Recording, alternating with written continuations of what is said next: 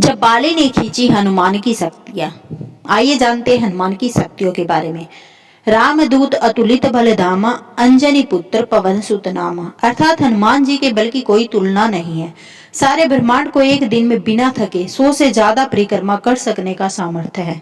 पुराण अनुसार शेषनाग जिन्होंने पूरी पृथ्वी को अपने सिर पर रखा, उसी शेषनाग के अवतार लक्ष्मण जी को जब मेघनाथ ने शक्ति बाण मारा था और वो अचेत होकर गिर पड़े थे, तब मेघनाथ लक्ष्मण जी को रावण के पास लेकर जाना चाहता था और उन्हें दोनों हाथों से उठाने लगा। तब मेघनाथ से उनका शरीर उठाया नहीं गया, लेकिन हनुमान जी ने श्री राम जी का नाम लेकर उन्हें उठाकर आकाश मार्ग से दूसरी ओर ले गए थे। हनुमान जी की शक्ति को एक कथा के द्वारा जानते हैं। बाली को इस बात का घमंड था कि उसे विश्व में कोई हरा नहीं सकता या कोई भी उसका सामना नहीं कर सकता। एक दिन की बात है, राम भक्त हनुमान वन में तपस्या कर रहे थे। उसी दौरान अपनी ताकत के नशे में चूर बाली लोगों को धमकाता हुआ वन में पहुंचा और चिल्लाने लगा कि कौन है जो मुझे हरा सकता है? किसी ने माँ का दूध पिया है जो मुझसे मुकाबला करे? हनुमान जी उसी वन में राम नाम जप से तपस्या कर रहे थे। बाली के चिल्लाने से उनकी तपस्या में विघ्न हो रहा था। उन्होंने बाली से कहा, वानर राज, आप अति बलशाली हैं, आपको कोई नहीं हरा सकता, लेकिन आप इस तरह चिल्ला क्यों रहे हैं? यह सुनकर बाली भड़क गया। उसने हनुमान जी को चुनौती दी और यहाँ तक कहा कि अरे वानर, तू जिसकी भक्ति करता है मैं उसे भी हरा सकता हूँ। राम का मजाक उड़ता देख हनुमान को क्रोध आ गया और उन्होंने बाली को चुनौती स्वीकार कर ली। तय यह हुआ कि अगले दिन सूर्योदय होते ही दोनों के बीच दंगल होगा।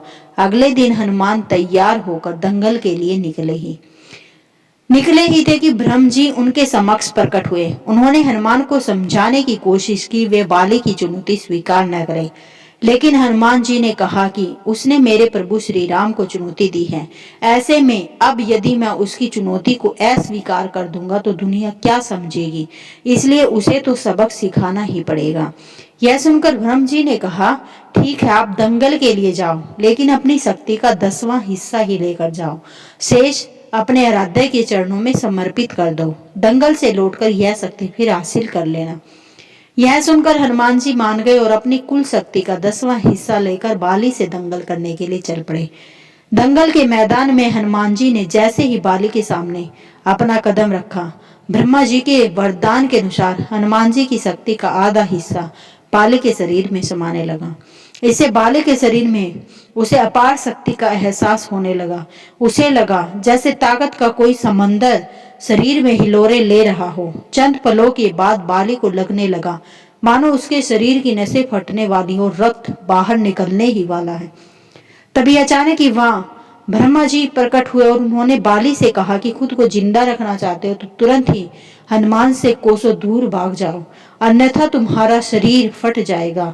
बाली को कुछ समझ में नहीं आया, लेकिन वह ब्रह्मा जी को यूं प्रकट देखकर समझ गया कि कुछ गड़बड़ है और वह वहां से तुरंत ही भाग खड़ा हुआ। बहुत दूर जाने के बाद उसे राहत मिली, शरीर में हल्कापन लगने लगा। तब उसने देखा कि ब्रह्म जी उसके समक्ष खड़े हैं।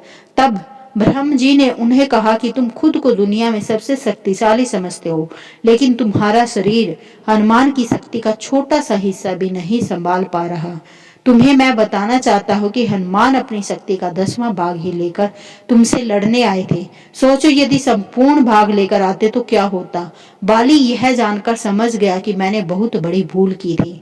बाद में बाली ने हनुमान जी को दंडवत प्रणाम किया और बोला, अथाह बल होते हुए भी हनुमान जी शांत रहते हैं और राम भजन गाते रहते हैं, और एक मैं हूँ जो उनके एक बाल के बराबर भी नहीं और उनको ललकार रहा था।